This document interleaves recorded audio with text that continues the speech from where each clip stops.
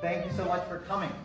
So, the seventh grade, between all their very, very important lessons and lots of classwork, has been finding time to rehearse this. And despite many obstacles, such as students having to be out sick, and 2 days ago losing our lead character, because that student is out sick as well. The seventh grade has been valiantly stepping up to the challenge, making last-minute adjustments, and still embodying the imaginative creation of this play, and taking the work up courageously. So I thank you for coming out to support them, and for giving them a chance to share this. And you may see scripts out. I might have to help here and there, but I think you'll enjoy their presentation and all that they've been working really hard. So thank you very much, and I present to you the seventh grade and the Two Suitors.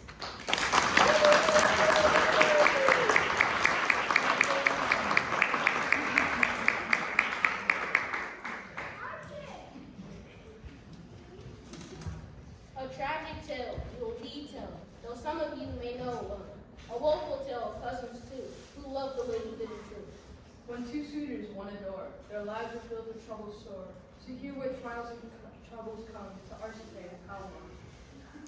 But first I must be introduced to my good friend Duke Theseus, the great and mighty conqueror who rules Athens and government. And let me not forget his wife, whom you will not strive. She is called Captivity, comes to Mancini.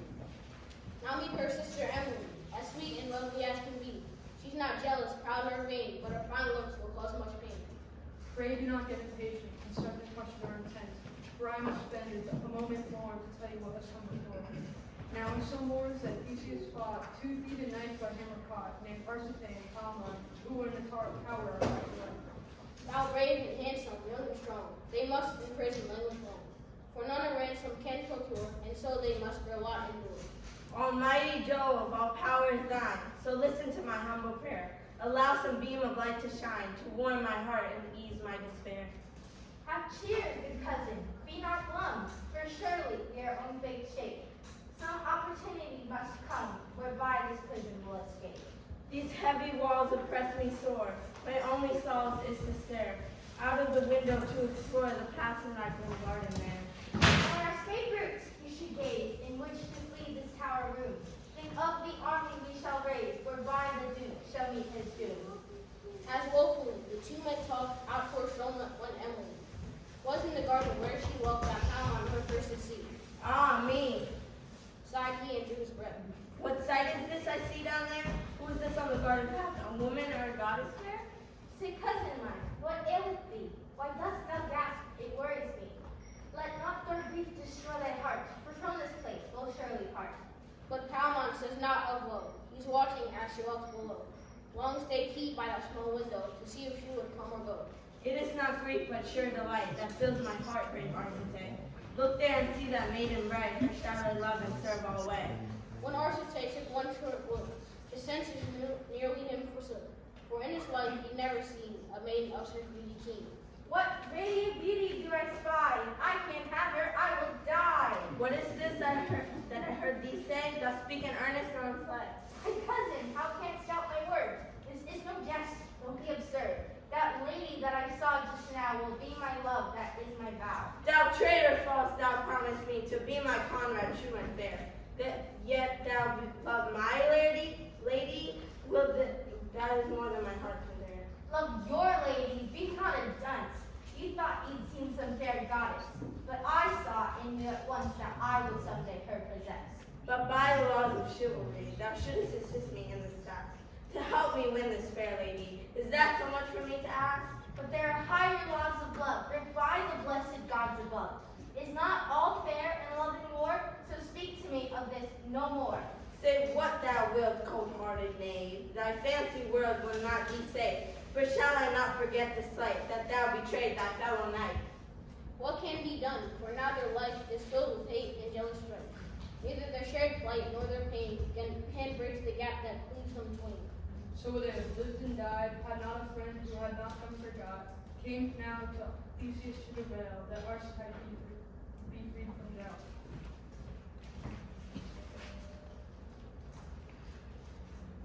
I will to this request agree, but is this knight to go free? On pain of death he must stay clear, of Athens must ne'er come near. Oh, cruelest fate, thou darkest goddess, why didst thou so my cousin bless, and free him to pursue his claim, while I in prison must remain? Yet Arcite thought differently, for he was dead eternally, while Palamon stayed near Emily, never again would he receive. Never again to watch her face, Never again to feel her grace. never again her steps to trace. Never again to see this place. Unwilling thus to compromise, he soon returned to Athens town, but as he thought he came disguised, and at the house where he found. Now I, oh, to be near her finally, to Emily, the sweet, the fair. Dost thou think she will notice me, if I work hard beyond compare? So hard he worked, like one on fire, and soon the Duke himself took note, and said that he would throw promote, and make of him a noble squire. And so it is that Arcite becomes Theseus' right-hand man, who bears the standard in the fray, and helps the Duke however he can. But what about Palamon, the poor, who in the highway languishes? One night the guard can't watch his door, and Palamon soon vanishes.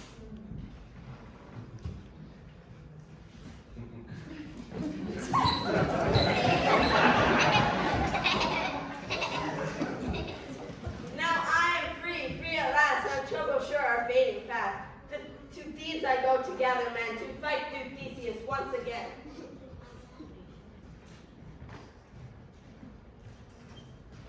But wait, I fear that battle will not grant me what I crave still. Would Emily consent to come of her free will to Palamon, if her lands have ravished us and slain her brother Theseus? As in the wood he spoke this word, Arcite him overheard, for hunting on that morning he gone, and he encountered Palamon. Hail then, good cousin, art thou free? It cannot matter much to thee, who dost aspire to pretend to hide thy true identity. You've heard it told to thee before, all's fair in love and fair in war. Thou mayest think thyself so wise, yet not fulfill thy enterprise. Neither shalt thou, who here must hide. How brave thou art, how dignified. Had I my sword, thou wouldst regret the base words that thou speakest yet. Oh, what then is it that you crave? Just wish to fight, you paltry knave. Tomorrow morn I'll weapons bring, and we shall settle everything. Do that, but now I will thee slay, for that thou didst me so betray. The morning came, and Arcite returned with mighty armaments, such as spears, swords, and shields in bold array, to settle thus their argument. Thou mayest choose and take the best, for thou wilt surely need the most. Prepare thyself this day to die, for thus will I blame the thought. Watch how they wait and circle wary, each of the other's blade most chary. They know right well the other's might, and one mistake can cost the fight. Now they attack with sword and spear, and neither shows the slightest fear. See how their blows rain down most cruel, as each one tries to win the duel. Take that thou knave, Thou scoundrel too! I fear thee not. Nor do I you! Just then the Duke and all his court, who had been hunting in the wood, found them engaged in deadly sport, and tried to stop them where they stood. Desist, I say, or face my ire. Do as I say, my noble squire. How is it that I find thee here, in combat with thy sword and spear? Dost thou not know, O noble Duke, how men we are whom ye rebuke? My cousin Arcite is he, whom thou didst raise to high degree, and I am Palamon, thy foe, who would thee slay or overthrow. Is this the truth that I perceive? I can no longer be deceived, but swear that all I ever wished was to be near her, whom I miss. Did I not grant thee freedom once, if thou wouldst swear to stay far hence? And wert thou my prisoner still, the cruel whom I can spare or slay at will? Yet thee in battle I have found, like two tigers circling round, poised to spring, to claw, to bite. Whatever cause thee dost to fight. We fight for love, most noble Duke. Surely thou canst not us rebuke. For loving both the same lady, thy sister, Lady Emily. With what he said, I do agree. We both love Lady Emily. Yet since we have been false to thee, our lives to thee must forfeit be. Yes, slay us now whom thou despise, but let me die before her eyes. That ye would so in love presume will be enough to seal thy doom. But that ye also me betrayed, ensures that thou cannot save. Dearest husband, Let us see. Sure proof of thy nobility, since they their lives would gladly give. Condemn them not, but let them live. A woman's word is ever wise, thy judgments I shall ever prize. I will not act the cruel despot, your crimes are pardoned and forgot. Our thanks, and yet do Theseus, thou art both kind and cruel to us. For thou hast not our problem solved. How can we be of love absolved? I would, I could, improve thy lot. Yet Lady Emily cannot. Take both ye suitors as her own. The choice is hers and hers alone. Oh, I could never choose between such strong and noble knights, I ween. So I shall let my brother name, which knight I must as husband claim. Were I the good King Solomon, not even then, I dare say, without Palamon with his cousin Arcite. So to let the gods decide, which man takes he as his bride. They will answer, clear provide, and by their will we shall abide. And so do Theseus declare the tournament round to be prepared, where all the knights can fight to see which one can claim fair Emily. Each knight could have 100 men, who are on their side to ride and fight, and each think that they'll surely win, because their cause is just and right. The night before the tournament, brave Palamon to his temple went, to honor Venus he might believe, for her to fulfill his greatest need. O Venus, fair goddess of love, who reigns on earth and heaven above, thy servant have I been alway, now unto thee I turn to pray. Thou knowest what great love I bear, for Emily, my lady fair. For ever since I saw her first, I thought my heart love would burst. In loving her I have been true, by loving her I've served thee too. But now I pray, grant me this request, grant me the lady I love best, that I may have her as my wife, then I may serve her all my life. And if thou wilt grant to me, then I will always worship thee.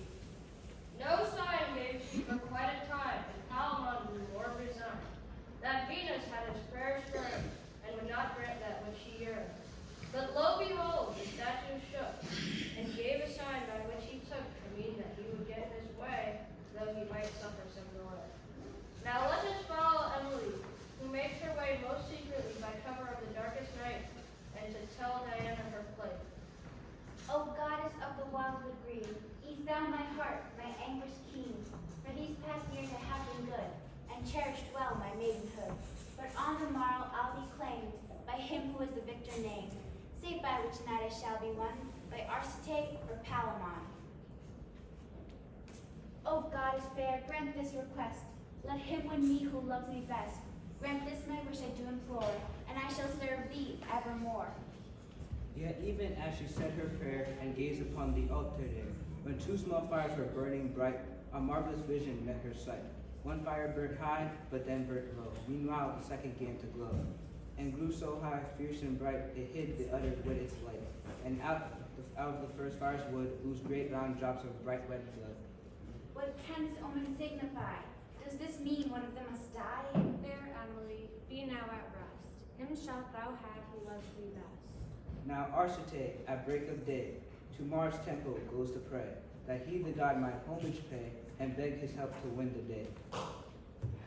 O Mars, thou fierce and mighty god, whose warlike paths I've always trod, and always thy command will heed. Grant me this boon, I humbly plead, since he who wins tomorrow's fray, fair Emily may take away, to be his wife forevermore. O grant me victory, I implore. O grant me victory, I pray, and I will honor thee alway. As thus he spoke, the temple shook, as spears and swords around him clashed. The god of war, fierce harsh look, promised to give him what he asked. Victory, thou hast my word. Thou wilt prevail, thou be assured. Now let us turn to heaven's gate, where these three gods hotly debate. Since each has made a promise true, who can predict what they will do? I've had it up to here, dear Mars, for now you've made of me a fool. Where is your head, lost in the stars, that you should flaunt our father's rule? What did I do, my sweetest one, that you so reprimand me? 'Tis true I'm not for Palamon, but how did I break Jove's command? You swore a holy solemn oath that Arcite the day will win. Who gave you leave? Oh, I am loath ever to speak to you again. But But Venus, darling, can't you see that he deserves the victory? But it was not your godly place to promise that right to his face. We know full well we must refrain from making our intentions plain. You know the rules, just give a sign which can be so interpreted, that it may go your way or mine if either man is vanquished. Perhaps I did overstep my bounds, but Arcite will have his day. Throw him, Diana, to thy hounds. Oh, silence him, take him away. Venus, darling, you are too sensitive, but you have not to fear. Just that your men will lose the bout, for Arcite will beat him out. Be still, you oaf, don't talk to me. I have no more to say to thee. What of my virtue, Emily? That virtue lover will hold sway? Whatever will she think of me, if she is on my Arcite? You're out of luck, for I have won. A God's true word can't be undone. So go console your Palamon, while I go down and watch the fun. Jove! Not so fast, son. There's still a way, that each of you can have your say. Your holy oath I will preserve, that each will get what he deserves. If don't call him my book or not, what fine solution has he sought? How will he lose his lover's knot and solve the mysteries of his plot? Let us return to earth again.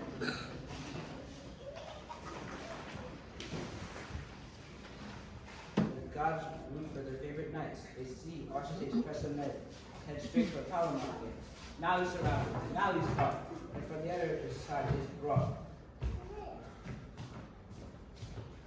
You see? Cried he. I told you so. Mars can't resist the chance to crow. So much for your noble Palamon. He's lost the fight. Arcite won. But that's not fair. You promised me that my vow too would honor me. Each one of you will keep your vow. Just wait and watch what happens next. Watch Arcite in triumph ride right to the stance to claim his bride. But as he gallops over the turf, Jove sends a beam from the earth, which scares his horse so terribly that he bucks uncontrollably. And Arcite is hard off Grandmaster of the bench am I, who lets you live and who lets you die. Though Arcite claimed victory, his cousin will win Emily. Diana knew he loved her best. Now she can grant the girl's request. Oh, Emily, my dearest one, thou knowest thou is fairly won. Yet thou will never be my wife. Your fate this day has claimed my life. Since Palamon doth love thee too, grant me my last request be true. Wed him and bring him happiness, and may the Lord thy marriage bless. Though with my cousin I did fight, he is the purest, noblest knight, who will both love and honor thee, and cherish thee eternally.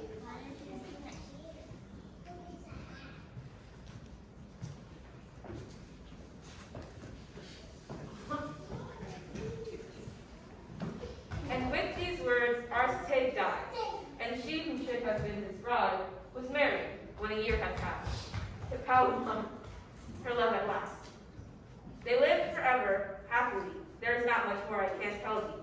But that the gods we ne'er must scorn, for each of us is but their pawn. Their will is law, we must obey. Our lives are in their hands always. And now at last, our tale is done, of Arcite and Palamon, who left the lady Emily. Now we must go. May God bless thee.